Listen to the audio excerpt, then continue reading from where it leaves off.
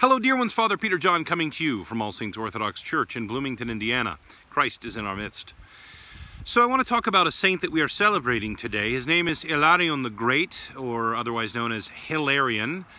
I prefer Hilarion, but he was born in the late 3rd century in Gaza. He was born to pagan parents. Everybody around him was pagan.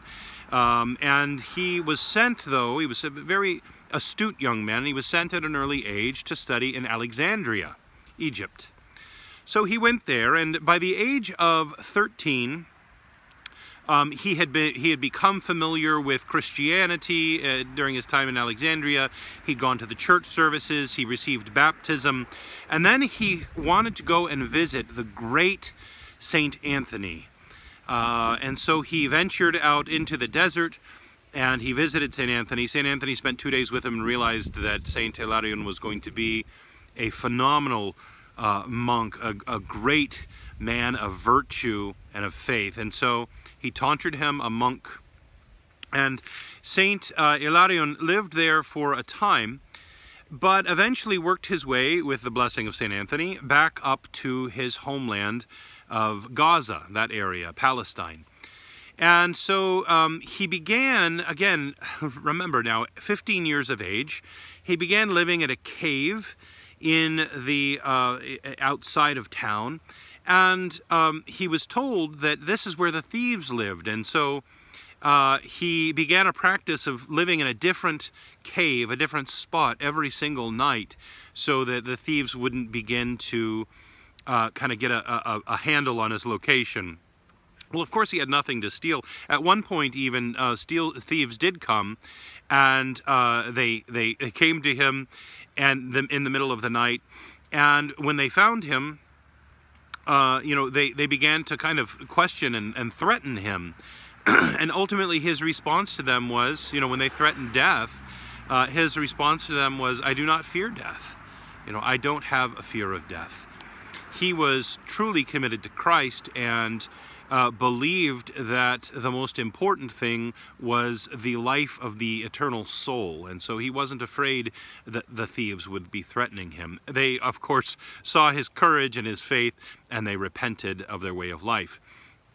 The part that I want to talk about in his life in particular tonight is his experience with the demons, and he was a spiritual son of Saint Anthony the Great. I will talk about Saint Anthony the Great and his experience with demons in the very near future. But I wanted to talk about Saint Hilarion's experience with demons, since it is his feast day, and since we are in October, people are liking to talk about demons and pretend to be demons and all sorts of craziness. And so I thought, let's just talk about the real thing. So Saint Hilarion, as he's living out in this little cave, he begins to be tempted. First, he's tempted with things that young men will be tempted with, the pleasures of life and carnal passions and all these such things. And then when the devil begins to, really tempt him in this way, Saint Hilarion says, "Fine, I will starve the flesh." And so he goes from having 15 figs a day to eating some bitter herbs every 3rd day.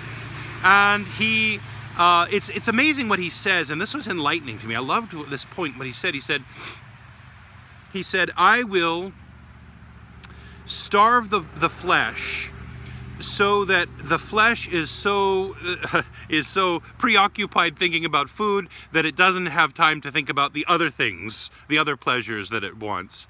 I thought that was fascinating, and this is what he did. He overcame all sorts of temptations.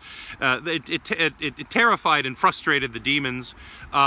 They would appear sometimes while he was saying his prayers as a wolf, sometimes as a fox.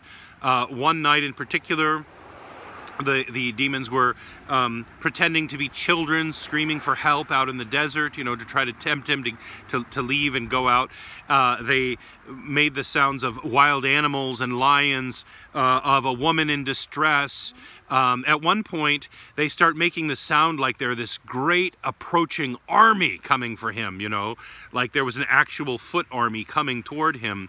And so he prayed fervently and guarded himself with the sign of the cross, and he had this vision of the earth being opened in front of him, and this army of demons being sucked down into the open earth and being destroyed. And so he began to recite the scriptures and say, "I will sing unto the Lord, for he has triumphed gloriously. The horse and rider have fallen into the sea." So Saint Hilarion had incredible struggles with demons. He didn't think they were something fun, something to be played with or toyed with, or to be joked about. He understood that they would like to destroy his soul. And so he answered all of their temptations with prayer, with the sign of the cross, with faith in the living God. Saint Hilarion the Great, we need you to intercede for us in this age of darkness, that we may be strengthened and may always be found to be with Christ, the light of the world. Christ is in our midst. He is and ever shall be.